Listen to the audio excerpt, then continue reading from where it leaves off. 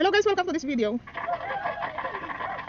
In this video guys, i-update ko lang po siguro kayo tungkol sa my advance ko, or mag-share lang po ako ng personal opinion and personal experience ko po kay my advance. Ano nga bang masasabi ko kay my advance? So, ano nga po ba ang my advance? My advance po is a product loan of Maya Business po by Maya Bank.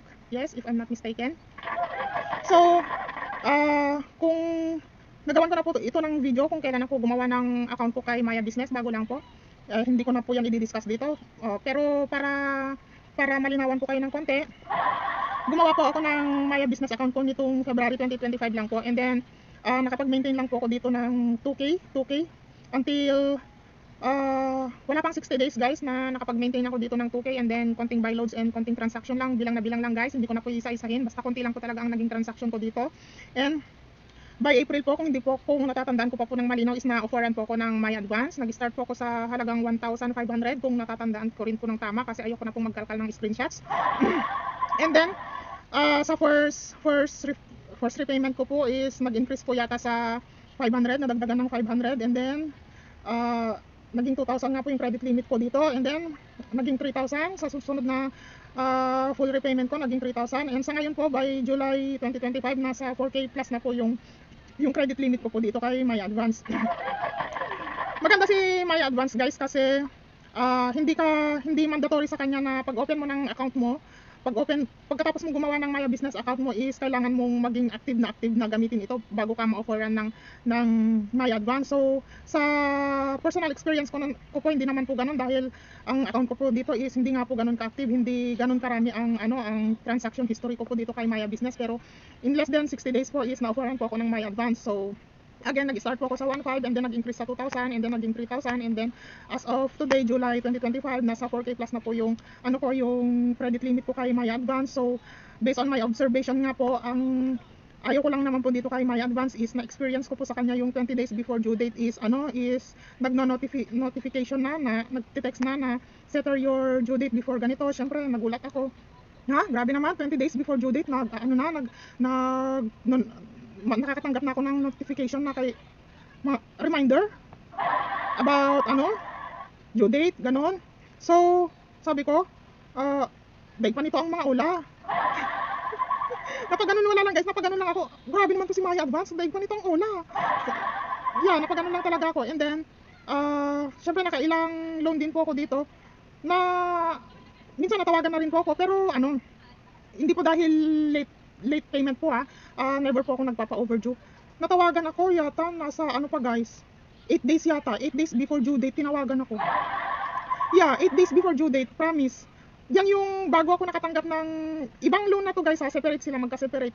Nauna yung natawagan ako 8 days before due date, kaya nagulat po talaga ako na yung tawag na yun is from my advance. Sabi ko, what?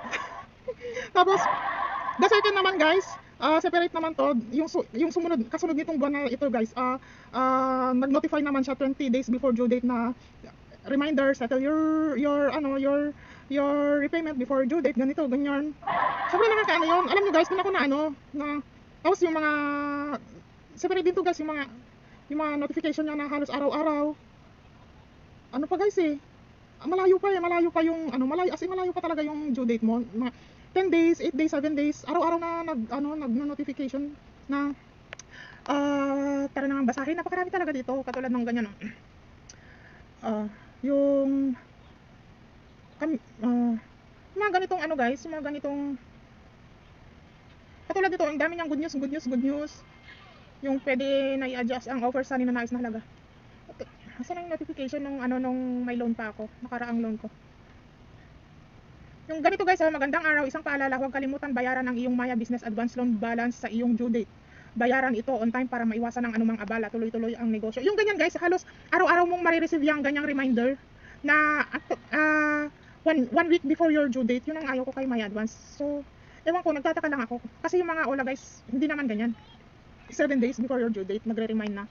Ang experience ko sa ola is at least 3 days nagre-remind ang ola, nagre-remind. Sa mga ola, wag ka talagang papadelay. Kahit naman, lalo na kay My Advance, ako talaga guys, hindi talaga ako nagpapadelay ng bayad at hindi rin ako nagpapa-overdue. At least maximum ko guys is 3 days. 3 days before due date kailangan ko magbayad. Ayan ang ano ko yan, guys, self rules ko po yan. Hindi mo kailangang i-remind sa akin i-remind na pay before due date. And then yun po ang feedback ko kay My Advance. And then siguro dahil bago ka pa lang siguro tingnan natin later on siguro. And then ito na increasean ako ng ito lang July, June. Sabi ko nga June wala akong masyadong naging transaction sa My Business account ko dahil yung in and out transfer niya po is meron nang 5 pesos charge. Syempre kahit malakas akong gumamit ng transfer, paano ko pa gagamitin si Maya Business kung meron siyang magpapasok ako ng pera sa kanya, may bawas na 5 piso, maglalabas ako, may bawas na 5 piso. Syempre, dito na ako kay Cbank kasi si Cbank meron siyang 15 free transfer weekly, si CIMB meron siyang 5 free transfer limit daily. So, bakit pa ako gagamit ng Maya Advance na ng Maya Business na merong charge, di ba? Syempre, doon ako sa makakalibre ako kasi sayang din yun guys eh. Ito personal opinion ko lang po, no? Personal opinion ko lang po, hindi po ako naninira dito ng any kind of platform po or any kind of product. Ano ko lang po ito, sinishare ko lang po kung ano yung personal experience ko po and personal opinion, mauulit ko lang po. And then, ito pa yung napansin ko kay My Advance guys. Mabilisan na lang guys para hindi na masyadong humaba tong video na to, no? Ito lang naman guys yung gusto ko lang naman kayong i-update para hindi na masyadong humaba tong video. Gusto ko lang naman kayong i-update na February lang guys nung ginawa ko tong My Advance account ko, ay Maya Business account ko kung hindi ako nagkakamali, and na-offeran po ako ng My Advance nitong April 2025 lang po. And then isa pa pong napansin ko, bago ko po makalimutan, isa pang napansin ko guys, kung bago pa lang po kayo sa Maya Advance, di ba po mag-a-apply kayo, itatap nyo po yung pupunta po kayo dito sa homepage ng Maya Business, itatap nyo po yung loans. Ngayon, pipili po kayo doon kung hindi ko na-save yung mga screenshot dito. Pipili po kayo doon kung para saan yung loan, di ba? The time na ginawa nyo yun pala, tapos may approve na kayo, di ba guys? Tapos hindi nyo kukunin. Intindihan nyo ba guys? Ulitin ko guys ha. Sa Maya Business front page, nandito yung mga menu, di ba? Nandito si loan, nandito nandiyan si send money, sell loan, pay bills more. Dito ka kay loan. Pag tap mo ng loan guys, tapos mapupunta ka dun sa apply now, tapos and then ma-approve ka sa amount. Dun pa lang, the day na open mo yung page na yun guys, na-approve ka, tapos hindi mo in-avail, that day na hindi mo siya in-avail pero approve ka, halimbawa parang i-avail mo pa lang siya bukas or the next day, tapos nandun pa rin yung offer sa'yo, visible pa rin siya, hindi pa siya nagre-refresh, hindi pa siya bumabalik sa dati na kailangan mong itap ulit yung apply. That day pala na na-approve ka na visible na sa'yo yung amount na yun. Ano na pala yun guys? Tapos i-avail mo sa next day or the third day. Ano na pala yun? Di ba i-avail mo siya sa pangatlong araw? Nung araw na inopen mo pala yun, nung araw na in-applyan mo pala yun, nag-start na pala yung mo, dun na pala mag-start yung due date mo. Yun ang napansin ko dun guys, promise. In-applyan mo today, tapos mag-iisip ka muna, hindi mo muna kukunin, pinalipas mo yung isang araw, nung binalikan mo siya, nandun pa rin siya, nakikita mo pa rin yung offer, and then pinalipas mo pa ng isang araw, di pangatlong araw na guys, then binalikan mo siya, nandun pa rin siya, nakikita mo pa rin siya, tapos kukunin mo na siya ngayon, sa pangatlong araw kukunin mo na siya. Yung araw na in-applyan mo siya at na-approve ka, nag-start na yung due date mo doon. So, inulit ko lang guys, di ba? Kaya pala nagtataka ako, bakit pagdating ng yung breakdown ng due date ko, bakit advance? Means advance ng isang araw or 2 araw. Bakit ganun?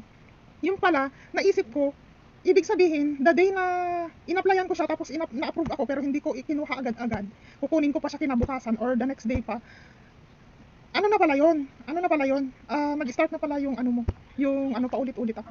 Nag-start na pala guys yung due date ko doon. So dapat pala, kung pinalipas mo na ng 3 araw, huwag mo nang kunin. Antayin mo na lang na bumalik siya sa dati na yung mag-a-apply ka ulit. Kasi sure naman na approve ka ulit eh.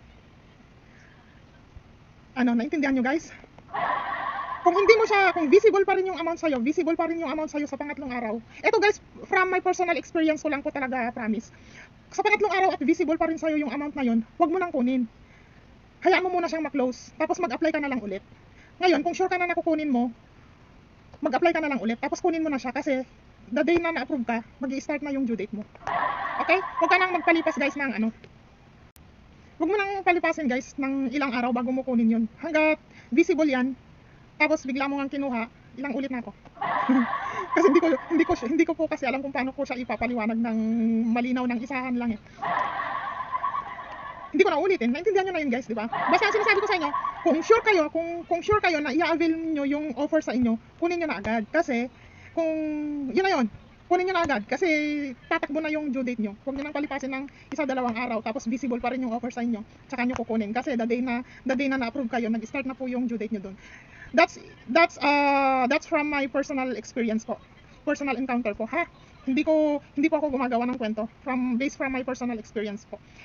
Kung meron po dyan sa inyo ng kapareho nito, paki-comment na lang po sa baba kasi baka sa akin lang naman ito nangyari. Pero kasi guys, in the past kasi ito talaga yung napapansin ko na bakit advance ng kasi makikita mo dun guys yung the day na proceed.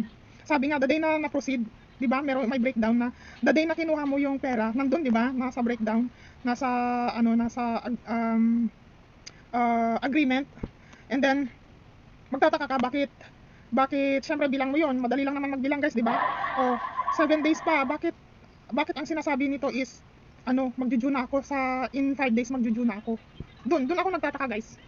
So I hope na naintindihan nyo yung what I am trying to explain and what I am trying to say. I hope na nagigets nyo ako guys. So siguro hanggang dito na lang guys. Wala ba akong ibang masasabi? Para naman bumawi-bawi tayo guys. Para naman makabawi-bawi tayo. Baka sabihin naman ni Maya Advance na parang meron akong sama ng loob sa kanya. Wala naman guys. Alam nyo guys, normal lang talaga na pagbago ka pa tapos mako-confuse ka talaga, marami kang mga katanungan. Hindi kasi katulad nitong si eto na naman maiko-compare ko na naman siya. Kasi itong si napagko-compare ko kasi itong si guys. Ito from my personal experience lang guys Napagko-compare ko kasi itong si Maya Credit. Basta Maya Products guys, Maya Product Loans. Naiko-compare ko kasi siya kay CIMB guys. Kasi katulad ng G-Credit ni CIMB, malinaw yung pagkaka-explain doon na ang due date mo is 15 days. 'Di ba billing date mo, ang due date mo is plus 15 days on your billing date. 'Di ba guys? Ganun si CIMB, ganun din yung Ready Credit niya. Halimbawa, billing date mo sa 10, ang due date mo is 25. Ganun din sa G-Credit. Kumbaga, malinaw mo siyang naiintindihan, malinaw.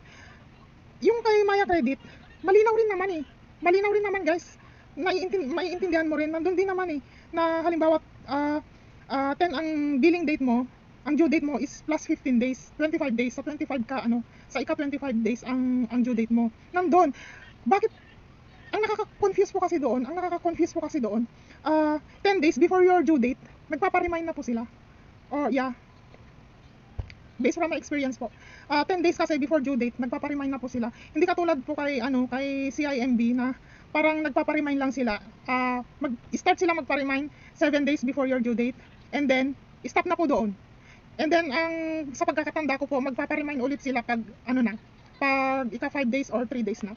Kumbaga hindi siya super advanced. Nakatulad ni Maya Advance. So hanggang dito na nga lang guys, baka kung ano pang mga masabi kong personal experience tsaka personal opinion, tama na po yun, masyado na akong kumukota. Magtatampo na sa akin si Maya Credit tsaka si Maya Advance. Pero in fairness guys gagawin ko na lang to ng separate video si Maya Credit kasi may comment din po ako sa Maya Credit ko. Masyado na po itong mahaba. So hanggang dito na lang guys, ang gusto ko lang naman ma-share dito guys is yun, yung personal experience ko tsaka personal opinion ko kay Maya Advance na masyado siyang advance magpa-remind ng due date. And then yun, kahit wala akong mga naging transaction masyado dito is nag-increase ang limit ko. So thankful naman ako doon, very much appreciated. Sino ba namang di makaka-appreciate ng ganun guys, di ba? Syempre, ang maganda naman talaga si Maya Credit. Maganda naman si Maya Credit guys, tsaka si Maya Advance kasi just in case na kailangan mo sila, mas okay pa rin sila kaysa sa mga ola na walang puso. Yes, just in case na nangangailangan ka talaga, G ka talaga, nandyan si Maya Credit, nandyan si Maya Advance. Syempre, malaking tulong pa rin po sila. Pero,